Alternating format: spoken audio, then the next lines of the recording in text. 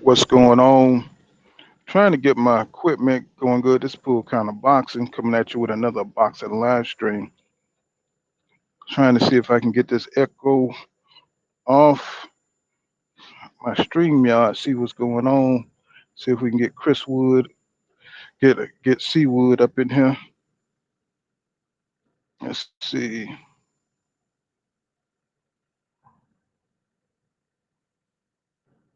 So having a few technical difficulties.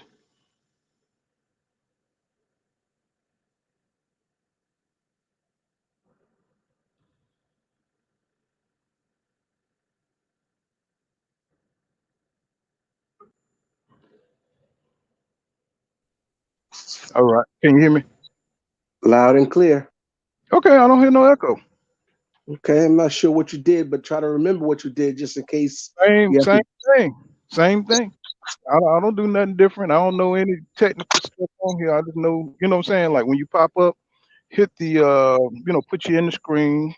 Sometimes it just has an echo, and I don't know. It's not doing it now. So, but let's talk about what we want to talk about. I don't know what this equipment is so sensitive, bro. You know what I'm saying? It's Mm, just I don't know if it's due with the Wi-Fi or where I am, or because I be up in the mountains, I be everywhere, and the Wi-Fi kind of fluctuate. you're right. Maybe that's I don't know. Mm. Well, I did see on Duckstream it said it was better to broadcast from a wired connection versus a Wi-Fi connection. Hmm. So that might have some validity to what you're saying in terms of the Wi-Fi affecting the quality of the connection. Well, I be traveling all over. You know what I'm saying? I tried to do a live stream when I was driving, and that don't work. Right. Um, you know what I'm saying? It'd be in and out. So I said, shoot, let me sit down. I'd be at these truck stops using their Wi-Fi sometimes, but then Right. I just realized using my own Wi-Fi is the best. Oh yeah. Um, but what do you think about all this? I was talking about how they treat Wu Android. Did you see the videotape of him going off on On Chris Chris Mannix. Mannix? Hmm. Yeah. Mhm. What do you think about that? This whole situation with black fighters and stuff. It's cyclical. It's been going on for years. Hmm. And we look back just on the history of boxing, Black Murderers Row, pigeonholing fighters, holding them back from opportunities, underpaying them to discourage them. It's all the same tactics, modern application to the same old tactics. Hmm. But And, until black fighters and black promotional companies create their own coalition, hmm we're going to continue to be subject to treatment that we feel is unfair to us. and look how they demonized Al Heyman when he came And they in don't even know PBC. him. Right. I don't think I never heard Al Heyman speak a word. You know what I'm saying? Most people haven't. And he got that one picture. If you look online, he's got that one picture. You might see one or two pictures of him. You know what I'm saying? It's always the same pictures. You know what I'm saying? You never catch him slipping. You know what I'm saying? and, He's always incognito. and absolutely no video. I know, man. That dude moves like a straight mafia don, don't he? Yes, sir. And I was just like, man, it's they have no shame, bro, in the way they do Devin Haney. You know what I'm saying? And the way they just they just go around him. You know what I'm saying? The way they create and franchise belts. You know what I'm saying? With no shame, and these fighters are grabbing these franchise belts to skip and duck. You know what I'm saying? The best fights, and we're getting cheated. You know what I'm saying? We're Well, getting cheated. Go ahead. well, the fact of the matter is that they don't feel like they owe us anything. And I say that purely off of the manner in which they've been maneuvering themselves around. Black fighters have always been there, Hmm. but we've always been there trying to exist in a frame that wasn't intended for us. We have to create our own. these BOs, BAs, BCs, BFs, all of those things are not necessarily with with our fighters in mind. Mm-hmm. So these champions and their management need to put their money together, put their best minds together, and create their own belt, create their own commission, and compete. Mm-hmm. Like, remember, the WBO wasn't always out there. Right. They came in with their own money and fit into the pocket and became formidable. And this IBO is out there too. So we've got to either get behind the IBO or or create our own. Yeah. And now, that's something. That's a sanctioning body that nobody really pays attention to. IBO, and they got a couple of good fighters in there, Of course. especially at 168. I did a video. I can't even remember the guy's name. A while back. He's pretty good.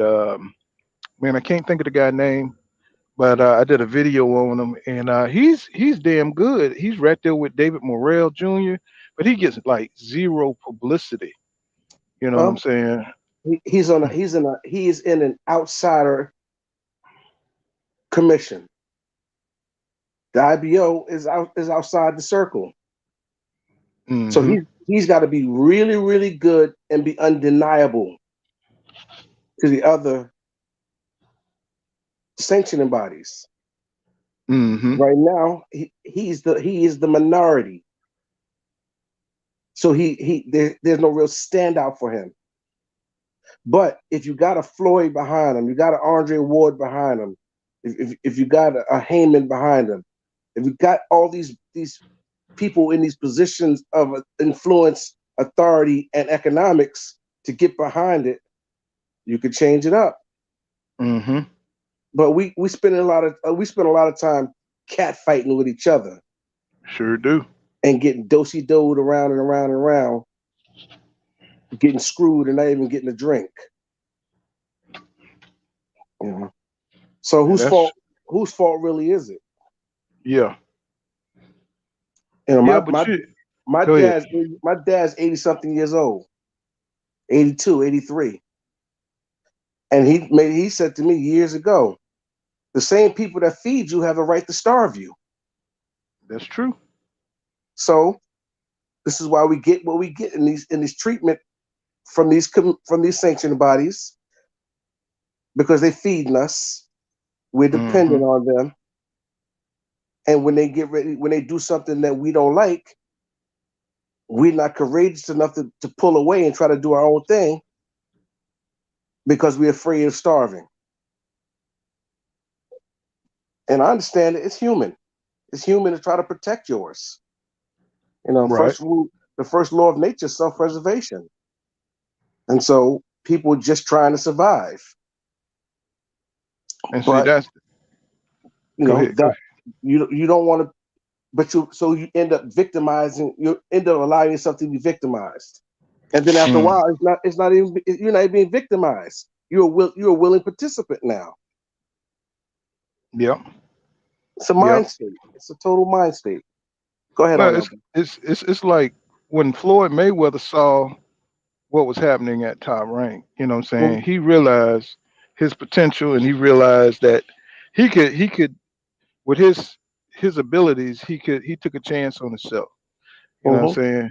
And he said, you know what? I'm better than Oscar De La Hoya.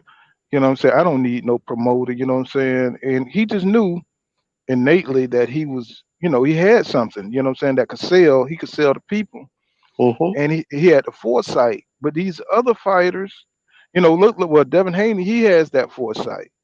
I'm waiting on Shakur Stevenson, to have that foresight. And we got the Keyshawn Davidsons and the Ray Fords coming up behind them. And I think the promoters are afraid that these guys are going to grab their independence too. You know what I'm saying? From watching Devin Haney, so they're gonna try to bury Devin Haney. He's doing too well. You Absolutely. know, he's doing too well on his own. He's became a millionaire. Him and his father. He got a black father that raised him well, made sure you know what I'm saying he didn't get sidetracked. You know what I'm saying into any devilment, and he kept his nose in the career and his craft of boxing. And this is what can happen for you. You know what I'm saying? This is the message that Devin Haney is sending out that you don't really need a promoter, bro. You could just be a contractor, you know what I'm saying, a subcontractor as a fighter and go fight on any network, just like Canelo's doing. Canelo's doing the same thing. Right. But it's a sin for black fighters to do that. You know what I'm saying? Because we are the blood of the sport. You know what I'm saying? Black Right. fighters are the blood of the sport. Blacks and Mexicans. Right. So they don't want those guys, you know what I'm saying, with an entrepreneurial mindset, you know what I'm saying? Because then that'll weaken their companies. You know what Of I'm saying? They course. won't they won't have they can't just get them for low money, like they used to be, like Don King used to be able to go in with $100,000 and get you to sign on a blank sheet of paper and he'll just fill it out later. Right. And that's all the promotional companies doing that, not just Don King. You know what I'm saying? If you're a poor kid coming from the hood and you never seen, you never seen $50,000 at one time. You never seen 60,000 or 100,000 or 150,000. You never seen jewelry, $200,000 jewelry, and they buy you a car. You know what I'm saying? Floyd was famous for doing that, buying. I think he brought Javante Davis a car, and he coming from the hood. See that they go that echo again. You hear it? Yep. So I think it's the Wi-Fi. Um, but yeah, he's famous for that. You know what I'm saying? Getting these guys before they, you know, realize their potential. You know, A- and I just think that it was good for Andrade to confront Chris Maddox like that. You know what I'm saying? It was good for Andrade, and it was good for the world to see Andrade to confront Chris Maddox like that. You know what I'm saying? Because you can see he's fighting for his career. Um, you know what I'm saying?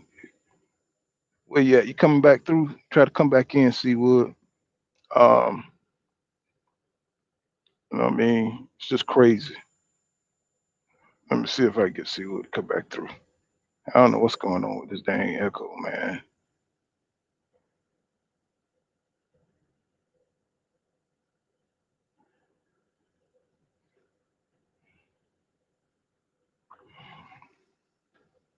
Um, so yeah, so it's just kind of crazy that they know we the blood of the divisions and stuff like that. And you know what I'm saying? So they're gonna take advantage, you know what I'm saying, of these poor kids who want to fight. And you know what I'm saying, they're just gonna lead them in any old direction, you know what I'm saying, because they need money. They need to fight to survive.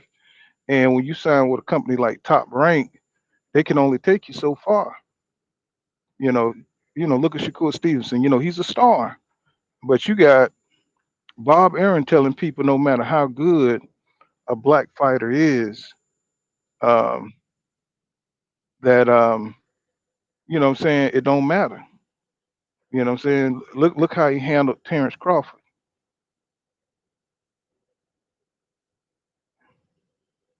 Look how he handled Terrence Crawford.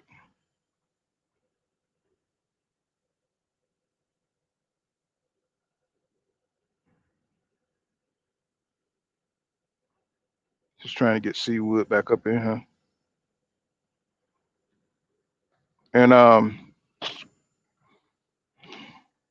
but yeah, so that's what it is, man. I don't know what's up with my equipment, man. Y'all, you know what I'm saying? I've been having a lot of technical difficulties and stuff, you know what I'm saying? But maybe it's the Wi-Fi where I am.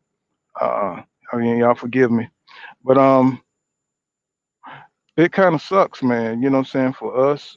out here, you know what I'm saying, until the PBC or Air Heyman can come up with a plan or something like that, you know what I'm saying, to get the fighters to, you know what I'm saying, get our own boxing league somehow.